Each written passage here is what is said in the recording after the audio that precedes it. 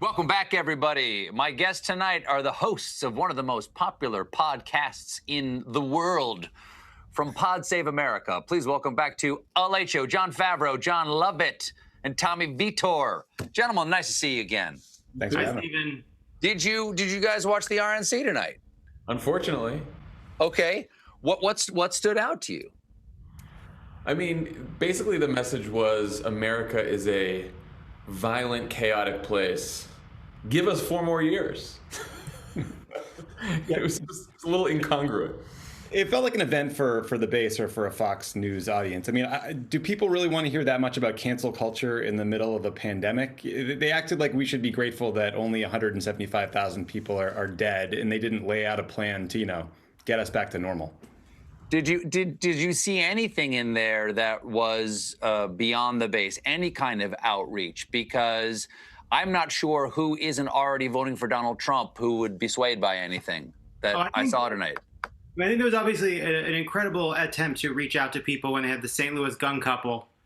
That was, to me, I think, a really moving bit of what makes America great, which is when you're white and rich and you're afraid, you can do anything you want. Anything is justified. There is nothing that is not allowed. That was the message, and I think it resonated for a lot of people. Yes, yeah. It sent the message that AK and AK-47 stands for all khakis. All khakis. How would you compare to the DNC from last week? Like, how would you compare the two messages? Objectively, from your objective position. I mean, I think that the goal of the DNC was to, testify to Joe Biden's character. Like, a lot of people maybe supporting Joe Biden because he's not Donald Trump, and so the DNC wanted to tell people, this is who Joe Biden is, this is his character, this is what he believes in, and to try to humanize him. I don't know that the Republican convention succeeded at humanizing Donald Trump in any way.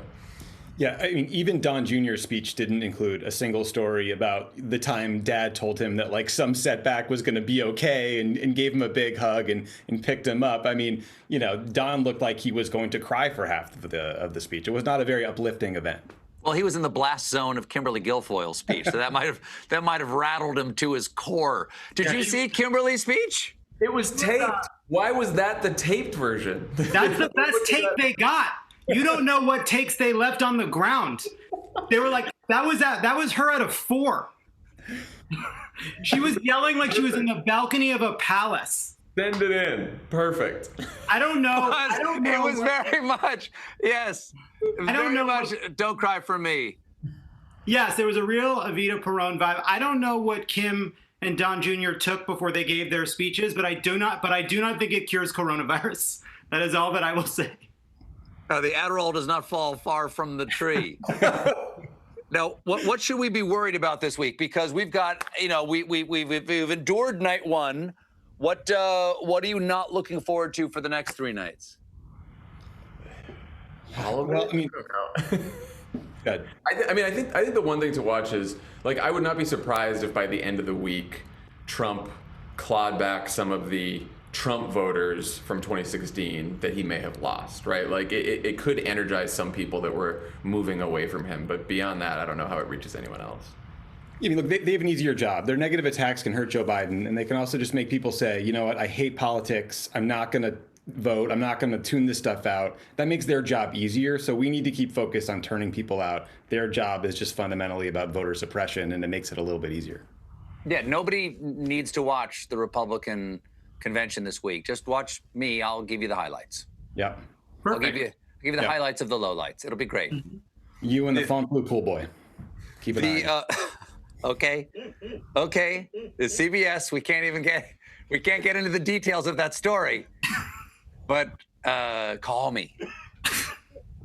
Okay, you're former Obama guys. I think your boss did a pretty good job. That guy knows how to talk. What'd you think of his speech? Yeah, I loved it, but I was also surprised by how emotional he got delivering it, because he usually doesn't get that emotional. Oh my God, I counted 4 of these. Yeah. 4 big sighs. That's usually he doesn't fill the pauses. Like that was like him screaming. Yeah. It meant a lot to me. And I think he got emotional though during I think probably the most hopeful part of the speech, because he was trying to say that, like, you know, after talking about this country's history of slavery and racism, he was saying, you know, Black Americans didn't give up on democracy during that, and we shouldn't give up on democracy now. You know, so it was a fundamentally hopeful message, I thought. Did you write any of it? I didn't. I looked at it. I saw it, but I didn't. You know, he wrote that one. I looked at it. Did you give any? Speaking of Jerry Falwell Jr. Oh my God.